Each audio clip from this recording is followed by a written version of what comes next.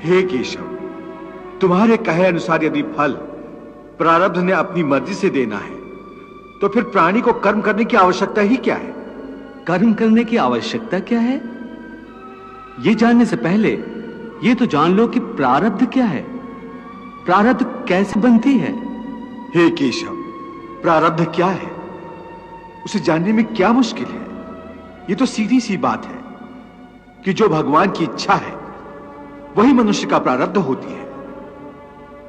नहीं अर्जुन, नहीं, यह धारणा सत्य नहीं है। क्यों सत्य नहीं है? क्योंकि मैं किसी के प्रारब्ध नहीं बनाता, ना मैं किसी प्राणी के कर्म अथवा कर्म फल के हिसाब में दखल देता हूं। इसलिए प्राणी की प्रारब्ध बनाने में मेरा कोई हाथ नहीं होता। फिर कौन बनाता है प्राणियों का प्रारब्ध? प्राणियों के अपने कर्म। अर्थात ये कि प्राणी जैसे कर्म करेगा उसका वैसा ही फल पाएगा।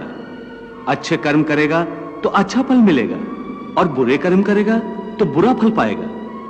यही जो प्राणी के अच्छे बुरे कर्मों के अच्छे बुरे फल का हिसाब है, इसी को प्रारब्ध कहते हैं।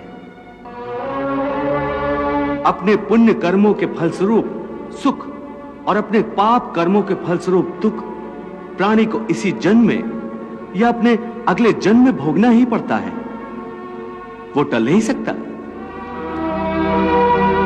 इसलिए अकर्मण्य हुए बिना निरंतर अपने धर्म के अनुसार कर्म करते जाओ और मन में यह पक्का विश्वास रखो कि जिस नियत के साथ तुम कर्म करोगे उसी नियत के अनुसार तुम्हें फल अवश्य मिलेगा।